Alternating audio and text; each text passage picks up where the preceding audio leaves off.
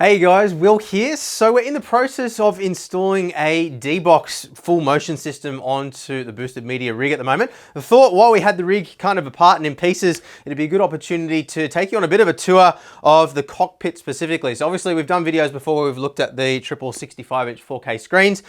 We've looked at the PCs that run all the camera gear, the sim gear and all those things. We'll drop some links down in the description if you haven't seen those before and you're interested. But the focus today is purely just going to be on the cockpit as it stands as of right now in late September of 2021. Now, as the regulars of the channel will know, we do spend a lot of time doing long-term testing of various different sim gear here on this rig. So we don't want you guys to draw too many conclusions from the gear that you're seeing in the video and sort of, jump into the conclusion that the reason it's on the rig is necessarily because we think it's the best. It may not be there for that purpose, but I will talk you through the bits and pieces and why they're there as we go through today's video.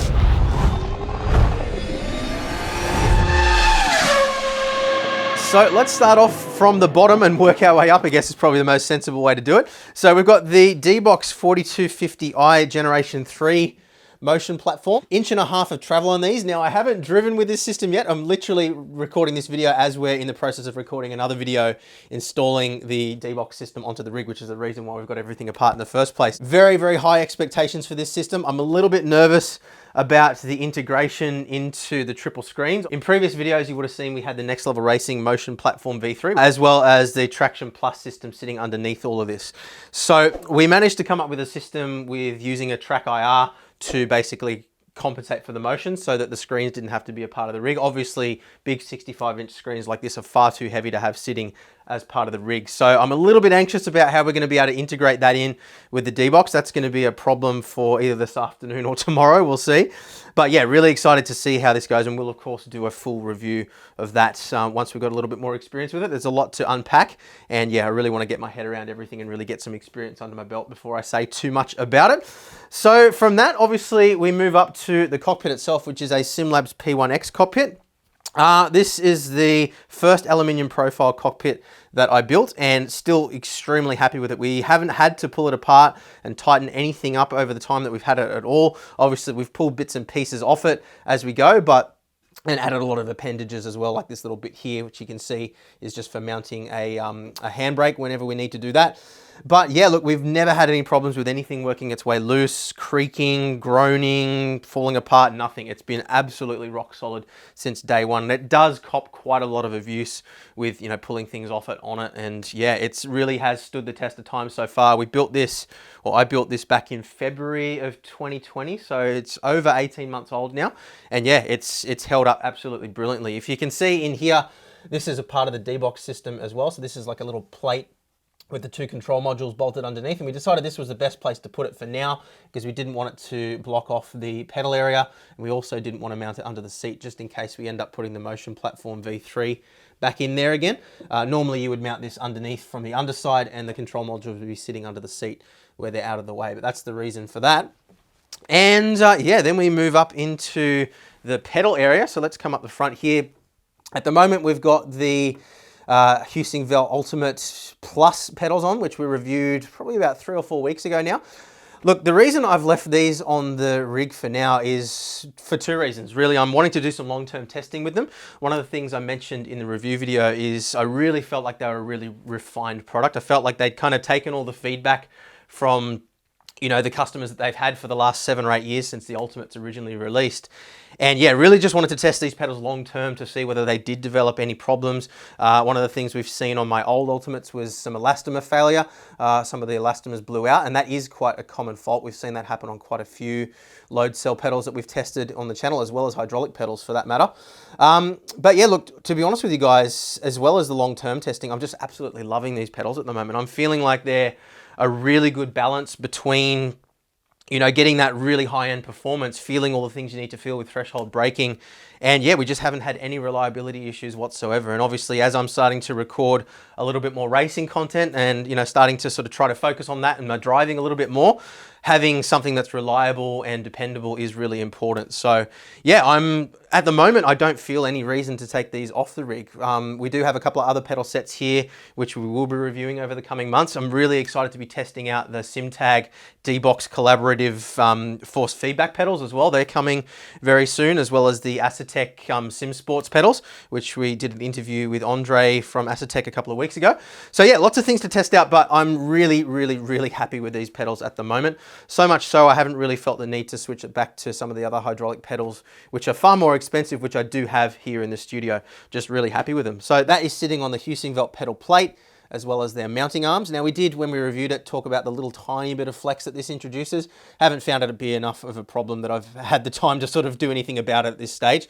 I probably will at some point, if I end up using these pedals really long term, hard mount them directly to the P1X pedal plate. This thing is absolutely rock solid. So ideally it's best to mount your plate directly to this if you can, or mount the pedals directly to this and then have some sort of a heel rest out in front. Obviously the reason why we can't drop the pedal plate from HEUSINKVELD directly onto this is because the bolts sit in from the, or the nuts sit in from the underneath, as well as a little control module.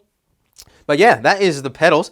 And you can see while we're down here, all the control modules for the D-box sitting under there too. So pretty well hidden, and all the cabling's kind of just channeled through and secured as best as possible just to stop any movement. I don't want to have the cables bouncing every single time the thing moves, but I also don't want it to be too rigid that it transfers any vibration through to the actual fittings themselves, or the connectors. So I want to have a little bit of bounce in the cables, enough to absorb any vibration, but not enough that it's going to be rubbing and tugging all the time and wearing through anything. So we'll see how that stands the test of time. Moving up now, we talked about the little appendage that I've got here for the handbrake. Normally when I am running a handbrake, I tend to mount my AOLOG's handbrake, which goes along with the sequential shifter you see here, simply because it's just easy to use. I don't do a whole lot of driving that requires a handbrake, so I kind of just, you know, it's an easy solution, and I can take it off when I don't want to use it as well. Obviously, a lot of the driver's eye view videos that you see, we try to minimize the amount of stuff that is between the camera, which is mounted on my head, and the screens. So obviously you see the wheel, you see a little bit of the wheelbase, a little bit of the wheel deck, but anything that has any sort of reflective surface, we try to keep out of the shot other than the wheel itself. So all you're seeing is just the wheel, and then the, you know, the cockpit of the car on the screens themselves. And that's the reason why we're able to do those videos where we might be driving a GT3 or an open wheeler, and all of them look pretty good on those screens. So yeah, moving up from there, AOLOG's sequential shifter, as we mentioned before. We do have quite a few different shifters here in the studio, but this one, you know, it just works for a really nice variety of different cars. It's nice and short as well, so, you know, you can get it down out of the way. And one of the things I do really love about it is I can just unscrew the knob if I'm not using it. So if I'm driving a GT3 or something, recording a GT3 video or a Formula video, I just unscrew this, take it off, and then it's not in the shot. And then when I want to drive something that uses it again, just screw it back on, and it is as simple as that. Now, if I do want to drive something more rallycross style, then what we did was build a separate little arm here, which we can mount on either side of the rig. So it would bolt on over here, and that just allows us to mount a second shifter with a longer throw, like the BJ Sim Racing shifter and handbrake that we reviewed a couple of weeks ago. So I'll drop a link down in the description for that as well. So yeah, that allows us to switch easily between left and right hand drive as well. Obviously this is all a little bit integrated here. We've got cabling and, you know, trays for mouse and keyboard and bits and pieces like that. So we sort of try to leave this one here and then just mount the other one if we happen to want to drive something that is right hand drive with a shifter on the left. So let's talk about the seat now. This is a Lusso Motors RCC Mark II seat. Now this is something that you guys have asked about a lot. I haven't done a dedicated review on it, simply because I find it hard to review a seat because it's such a subjective thing. I mean, your body shape, you know, the kind of, whether you want to have something that's comfortable for long periods of time or something that really snugs you up, you know, it's just such a subjective thing that I find it hard to either recommend for or against something like this. But look, for me, it's been really comfortable. I'll stand up again and just give you a bit of a look. So look, in terms of build quality, absolutely brilliant. It's got this crinkle coated painting finish, and it does have padding throughout, although, I mean, if I squish down on that, you can see, you know, there's not a whole lot there. And look, one of the things I was worried about with this seat was that it would be uncomfortable for long periods of time, but I've sat in this driving and, you know, adjusting things. I've not gotten out of the seat for, I think my record's probably about 6 hours, and I've never once gotten a sore back or anything like that. When Jill drives it, sometimes she does like to put a pillow behind her back just for a bit of extra support, but for me, never ever had a problem with that. The only complaint that I have is just that my elbows do tend to touch the sides a little bit, so I do have to adjust around that. The Mark III and above, they actually cut these away a little bit more, and it's not a problem on those ones as far as I'm aware. I've seen a couple of people have those. I know Lawrence de Soswa has one. I'll put a link down to one of his videos in the description below as well, where you can see the Mark III. I think it's a Mark III seat that he has, but check the video. But yeah, that's a much smarter design in terms of the shape. Doesn't quite have the same support on the sides, but I don't think you really need that in the context of sim racing. I think it's more important to have comfort. And yeah, I think the Mark III and above is just a better shape for sim racing. So yeah, that's the Lusso motor seat, but really happy. Look, it's super rigid as well. You can see there's a tiny little bit of flex right in the head, but if I push on the back there, the entire rig is wiggling before anything else moves. So we've got this hard mounted again now. Now, just speaking about the mounts as well, what you can see here, these are little levers that actually came with our Track Racer TR160 cockpit. And we kind of stole a bit of a design element from the Next Level Racing FGT Elite that we reviewed a couple of weeks ago. We put a little felt pad underneath the rail here, or the support rail, so that can slide along the channels or slide along the bit of profile here. Then all we need to do is just loosen off these little levers a little bit, and we can slide the seat forward and back. We do have a couple of Sparco seat sliders around, but we just find those tend to have a tiny little bit of flex in them, and we really wanted to have this seat mounted as solidly as we possibly could while we're testing out the D-Box. So that's the reason for that. As I mentioned before as well, we kept the control modules out from underneath this. We may end up remounting the Next Level Racing Motion Platform V3 just for the sake of the driver's eye view videos that we do. If you guys would have seen when we do those driving videos, there is quite a bit of movement going on. You kind of get the sense that I'm being bounced around in the cabin quite a lot, which is an element that's introduced by that Next Level Racing seat mover. So yeah, not sure exactly how that's going to work with the D-Box, but we'll talk about that a little bit later on. So moving on from there, let's talk about these guys. So this is our wind simulation system. This was a DIY project. You can see it's all 3D printed. We have a couple of videos on the channel, a couple of years old now, where we built this and kind of optimized the design. There's a little Arduino control module, which you can't see, which is just hidden down in there. And it basically runs out via USB to the PC, connects to the fans. And what that allows us to do is control the speed of the fans, or control the airflow based on the vehicle speed inside the game. You can even control it down to left and right too. So you get more air coming out of the left than the right if you're turning to the left, or to the right, whichever it is, I don't know. But anyway, you can control it all in the SimHub software. So that works really well. Definitely check out the video where we showed you how we went through and built all of this. The files for building the tubes and everything are linked there too. And it was I think it only cost me about $30 or $40 to put the whole thing together. Obviously I had a 3D printer, which made it cheaper. If you have to get these printed, that's gonna cost you a little bit more. But yeah, it works really well. It's actually one of my favorite things on the rig. Now, a lot of people sort of say, what's the point in having wind simulation if you're inside a closed cabin car? Most closed cabin cars do actually have ventilation systems built into them, so you do get a bit of airflow inside the cabin. It's usually a passive thing, so as the air flows over the vehicle, more air comes in through the ducts. So obviously this isn't simulating the kind of airflow that you would have in a Formula car where you're just getting buffeted by wind.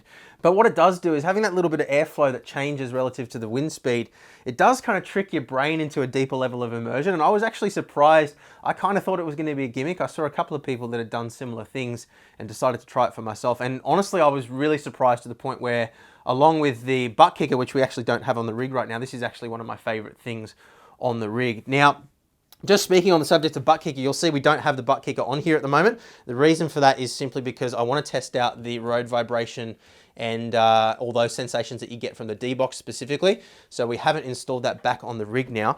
Now I do have a couple of these Dayton Audio transducers as well. We've got 2 of them already and an amplifier. We've been waiting for about 6 months for them to get more stock. We're going to get 2 more of them. We're going to mount 1 in each corner to kind of simulate the tire slip, ABS and those kinds of things. So yeah, those are going to be a project for the future. We'll probably end up mounting 2 of them on the inside of the seat if we don't end up putting the V3 platform back on, of course, and then 2 on the outside like that. So we'll have to build ourselves some mounting brackets, probably just use some MDF or something like that to do that. But that is definitely a project that we'll be working on into the future. We just don't have all the parts to do it properly yet. I might end up just adding 1 of them to the back or something just to test it out. But yeah, I want to test out the D-Box first. And then next up from the wind simulation, we've got our Go XLR Mini. So all of our audio is controlled through here. As you guys would have seen in our other tour videos, we do have a dual PC system. So one PC is running all of the audio for the game, and then the other machine is capturing all the cameras and bits and pieces. That's this computer that's sitting beside me here. So what we do is we run our microphone, which sits over my head on a boom. And again, you can see that in other tour videos. We run the microphone, the game audio comes through this as well. What I can do is I can control all the levels independently for each channel. So I have my microphone, I've got the chat, so Discord chat or in-game chat. I've got music, which is generally game audio, and then system, which is generally my crew chief or something like that. So I have independent control of all 4 elements. I can mute them as well. So say Discord's going off and I don't want to have that on my stream, I can just mute Discord.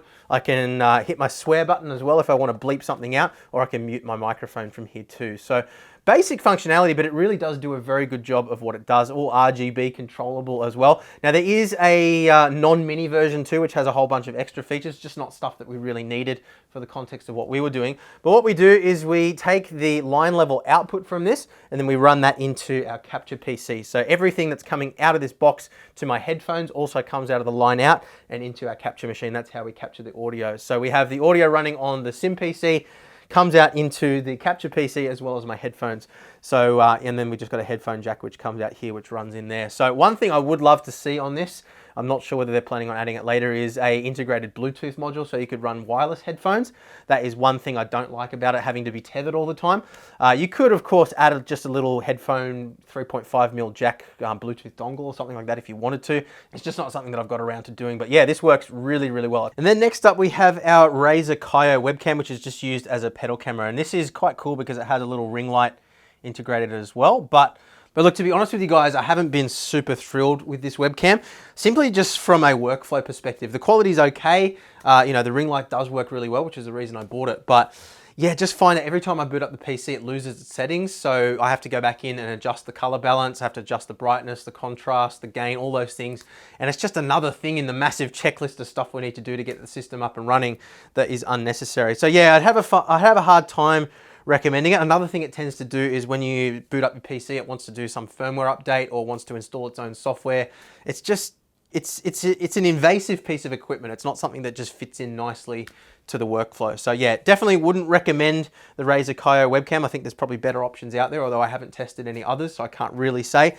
I know the little Logitech mini ones are quite popular at the moment as well. They seem to be the vloggers webcam of choice, but yeah, definitely wouldn't recommend the Razer Kaio, unfortunately, because I wanted to love it, but yeah, it just kind of hasn't turned out to be as good as I'd hoped it would be.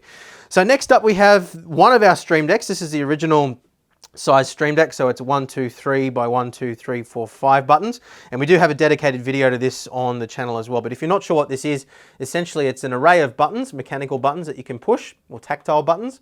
And then it's an LCD panel behind this, and what it allows you to do is actually assign different buttons to different functions. So I use this to control my stream, and again, we won't go into massive amount of detail on this now because we do have other videos where I showed you how all this works, but I can start, stop my stream, start, stop recording, switch between scenes, switch on microphones, switch off microphones, mute channels, basically control my entire recording or streaming and the cameras that I'm using all from this panel here while I'm driving, which is really handy. So this Stream Deck is actually connected to the capture PC or the streaming PC, and then over on this side we have the Stream Deck XL, which is sitting inside an Apex button box. And again, we have a review of this Apex button box on the channel. I'll link down to that in the description too. So exactly the same idea here, but a whole bunch more buttons. And what I do with this one is control all of my in-game settings. So if I need to be able to access the control panel in iRacing to, you know, clear black flags or something like that, ban a driver, all those kinds of functions, I can do all of that, setting my fuel levels, everything that we want to do is all controllable through that. And then we obviously have the rotary encoders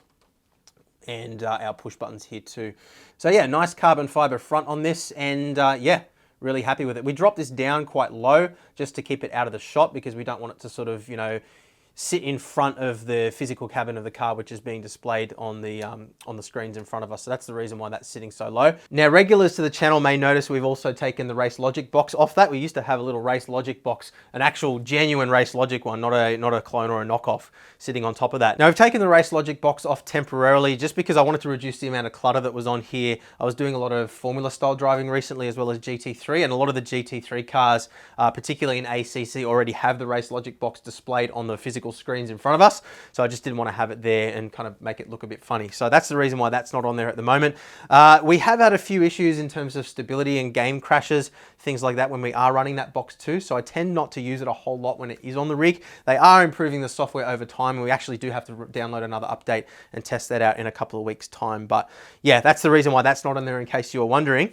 And then we'll just quickly come around the side here as well, just show you some of our cable management. So if Tom comes around this side, you can see down here, we've just got a little USB hub, which is powered. So the power cable isn't plugged into it at the moment. So it plugs in there.